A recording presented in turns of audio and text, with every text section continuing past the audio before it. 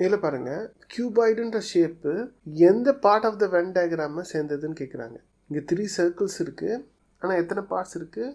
ABCDE மொத்தம் 5 parts இருக்குது. ஒவ்வொரு சர்க்கிளும் ஒன்று டிஸ்கிரைப் பண்ணுது. ஃபஸ்ட்டு சர்க்கிள் ப்ரிசமாக இருக்கணும்.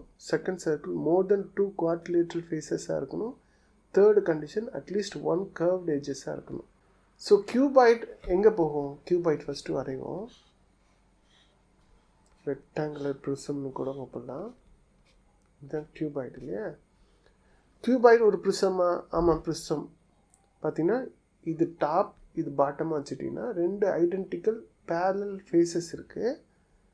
மீதி இருக்கிற ஃபேஸஸ் எல்லாமே ஃப்ளாட்டாக இருக்குது. ஸோ இது ஒரு ப்ரிசம். ஸோ ப்ரிசமாக சாட்டிஸ்ஃபை பண்ணிடுச்சு.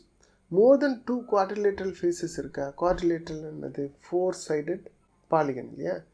இந்த ஒவ்வொரு ஃபேஸுமே 4 சைடட் ஃபேஸஸ் தான். அப்போ இதுவும் சாட்டிஸ்ஃபை பண்ணுது. அட்லீஸ்ட் 1 கர்வ்டு எட்ஜ் வேணுன்றாங்க. இங்கே எங்கேயாவது கர்வ்டு எட்ஜ் இருக்கா?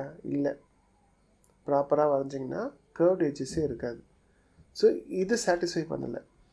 இது ரெண்டுத்தையும் சாட்டிஸ்ஃபை பண்ணுது.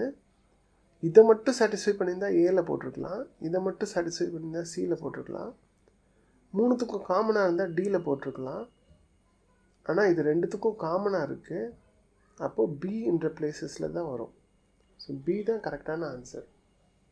அடுத்த வீடியோவில் வேற ஒரு டாப்பிக்கில் சந்திக்கலாம். தேங்க்யூ ஃபார் வாட்சிங்.